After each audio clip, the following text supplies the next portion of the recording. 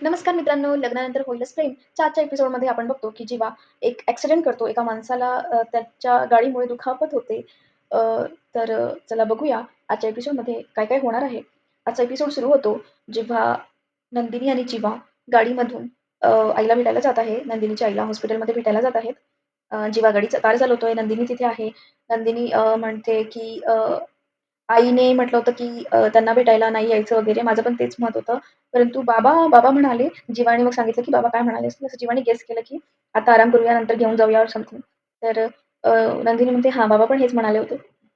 त्यानंतर जीवा बाहेर बाईकवर एक कपलला बघतो, हॅपी-हॅपी आणि तो काव्य आणि त्याची मेमरी त्याला आठवते, की काव्या त्याच्या बाईकवर अशीच फिरायची आणि अ, म्हणायची, की "मी तुला कधीच सोडणार नाही" वगैरे, वगैरे. तर जीवा त्या मेमरीमध्ये गुंतून जातो, हरवतो आणि समोरून एक बाईक येत असते. जीवाचं लक्ष नसते त्यामुळे त्याची कार त्या बाईकला टक्कर देते. बाईकवाला खाली पडतो आणि तो ओरडतो खूप, की "तुझं लक्ष नाहीये का?" वगैरे, वगैरे. मग जीवा पण ओरडतो खूप कारण जीवा तर ऑलरेडी खूप जास्त रागामध्ये आहे. तो पण ओरडायला लागतो आणि मग दोघांची भांडणं व्हायला लागतात.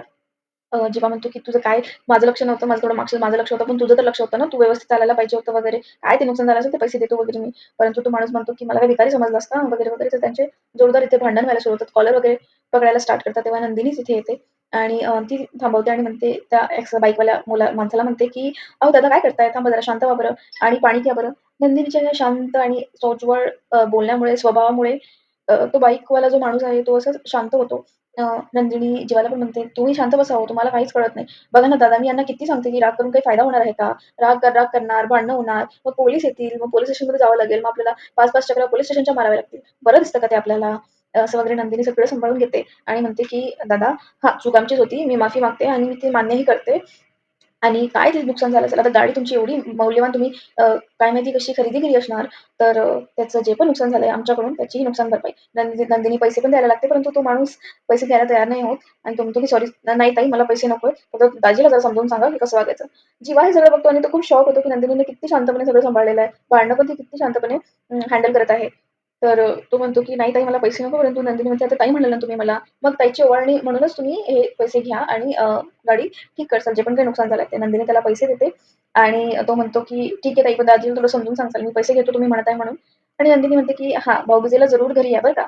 आणि मग हे सगळं बघून जीवा खूप शॉक होतो आणि नंदिनी म्हणते, की जीवाच तिला सॉरी म्हणतो ॲक्चुअली आणि सॉरी म्हणतो, की "माझं लक्ष थोडंसं दुसरीकडे होतं, यापुढे असं नाही होणार." नंदिनी म्हणते, "इट्स ओके. मला माहिती आहे, की जे म्हणजे तुम्ही पण डिस्टर्ब आहात, काव्या जेवढी डिस्टर्ब आहे, तेवढीच तुम्ही सुद्धा डिस्टर्ब आहात. माहिती आहे मला, त्यामुळे इट्स ओके." परंतु जेव्हा बोलणं टाळतो आणि म्हणतो, की "चला उशीर उशीर झाला असणार, दवाखान्यात जाऊया." मग इकडे शारदाला नंदिनीचे बाबा, शारदाचा नवरा तिला विचारत आहे, की "काय झालं? तू अशी का वागत आहेस? कसलं टेन्शन घेतलंय का? काव्याचं काही टेन्शन आहे का?" कारण काव्या दवाखान्यात व्हिजिट द्यायला येत नाहीये. नंदिनी आणि जीवा येत आहेत. हे जेव्हा शारदाला कळतं तेव्हा ती थोडीशी बेचैन होते आणि परंतु तिचा नवरा तिला म्हणतो, की "तुला काय झालं? काव्याने काय बोलले का? आपला इतका वर्षाचा संसार आहे. प्लीज मला सांग, की काही झालं असेल तर." परंतु शारदा काही सांगायला तयार नाहीये आणि शारदा विचार करते, की जीवाच्या आणि काकाच्या नात्याबद्दल यांना न सांगितलेलंच केव्हाही चांगलं. कारण किती जेवढं कमी लोकांना माहीत पडेल तेवढं चांगलं आहे. कारण हा गुंता एकदम गुंततच चाललेला आहे. तेवढ्यात नर्स येते, ब्लड प्रेशर चेक करते. वापस तिचा नवरा शारदाचा नवरा तिला विचारायला लागतो. तर तेवढ्यात नंदिनी आणि जीवा पण तिथे येतात. नंदिनी आईला विचारते, आई नंदिनीला विचारते, की "काव्या का नाही आली?" नंदिनीमध्ये तिला थोडं बरं नाही वाटत आहे. तर नंदिनीची आई शारदा म्हणते, की "हां, काय झालं तिला? ठीक तर आहे ना ती?" जीवा म्हणतो, की "आई, एवढ्या सगळ्यांची काळजी नका करू. तुम्ही पहिले तुमची काळजी करा वगैरे." मग ते तिथे व्हिजिट करतात, काळजी करतात. बाबा तिथून निघून जातात मेडिकल मेडिसिन आणायला आणि नंदिनी मग आईची काळजी घेते. आईने काही खाल्लं नसते, तिला ती थोडंसं ज्यूस वगैरे पाजते अ, आणि तिचं असं मस्त काळजी घेते. हे जीवा एकदम बघत असतो, त्याच्या चेहऱ्यावर सुद्धा स्माईल येते. हा मोमेंट पण खूप छान आहे बघायला. त्यानंतर दुसरीकडे आपण बघतो, की पार्थ ऑफिसमध्ये आहे. तो आठवतोय, की काव्याने त्याला काय म्हटलेलं आहे, की "कुठल्या हक्काने तुम्ही माझी काळजी करत आहात? तुम्ही कोण आहात?" वगैरे, वगैरे. तर दुसरीकडे नंदिनीचं पण त्याला आठवतं, की नंदिनी पण म्हटली आहे, की तिथे 2 व्यक्तींचं वेडिंग व्हायला हवी होती. तिथे 2 आणखी लोकं जोडले गेले आहेत आणि हा आता पूर्णतः गुंता झालेला आहे. कसा सोडवायचा ते मलाही माहिती नाहीये. पार्थ थोडासा रागात आहे. तेवढ्यातच तिचा एम्प्लॉयी येतो आणि तो म्हणतो, की "सर, क्लायंटचं ही फाईल थोडी चेक करायची होती." पार्थ म्हणतो, की "इथे ठेव, मी नंतर चेक करतो." परंतु एम्प्लॉयी म्हणतो, की सर ही आपण 3 वेळा आपण पुढे सरकवलेलं आहे. त्यामुळे उद्या याची डेडलाईन आहे." त्यामुळे पार्थ मग फाईल बघतो, डिझाइन बघतो आणि ओरडतो एम्प्लॉयीवर खूप जास्ती, की "अशी याला डिझाइन म्हणता तुम्ही? असं आहे तसं एम्प्लॉयी म्हणतो की सर पण तुम्ही ही डिझाईन ऑलरेडी अप्रूव्ह केलेली आहे. पार्थ त्यावरच चिडतो आणि म्हणतो की मला चांगल्या रीतीने माहिती आहे की ही डिझाईन मी अप्रूव्ह केलीच नसणार. मला काम नाही करायचंय का या कंपनीमध्ये, मला तसं सांगून द्या. असले एम्प्लॉयी मला नको आहेत वगैरे वगैरे. पार्थ खूप रागवतो त्याला आणि फाईल फेकतो आणि म्हणतो की जा इथून. तेवढा तिथे युग येतो आणि युग त्याची फाईल त्याला हातात देतो. त्याच्या पाठीवर हात ठेवतो आणि अ, तिथून एम्प्लॉयी निघून जातो. युग तिथे येतो. पार्थला समजवण्याचा प्रयत्न करतो की दादा काय झालं, एवढा राग का करतोयस? मला माहिती आहे की तुझ्यावर काय बेतत आहे. तू आणि जीवा दोघेही खूप जास्ती हिंमतवाले, ब्रेव्ह आहात. अ, तुम्हाला वाटतं की मी लहान आहे त्यामुळे मला काही कळत नाहीये. पण मला कळतंय की तुमच्या दोघांवर काय बेतत आहे. त्यामुळे प्लीज आता शांत हो. मी इथे तुझ्याशी बोलायला आलेलो आहे. वगैरे, वगैरे. मग युग पार्थला शांत करण्याचा प्रयत्न करत आहे. दुसरीकडे आपण बघतो की काव्य रडत-रडत आईला फोन करते. म्हणते, "आई तुझ्या जवळपास कोणी नाहीये ना?" शारदा म्हणते की "नाही कोणी नाहीये. तुझे बाबा बाहेर गेलेत." आणि नंदिनी आणि जीवा आत्ताच होऊन गेले तिथून. तर ती शारदा विचारते काव्याला की "काव्या तू का नाही आली भेटायला?" काव्या म्हणते, "आई मी कुठल्या तोंडाने येऊ गं? माझ्यामुळेच तुला हे सगळं झालंय." काव्या रडत आहे आणि काव्या म्हणते की "आई तू लवकर बरी हो आणि मी तुला प्रॉमिस करते की काव्याकडून तुला कुठल्याच प्रकारचा त्रास होणार नाही. मी ऑलरेडी खूप जास्ती गिल्टी आहे.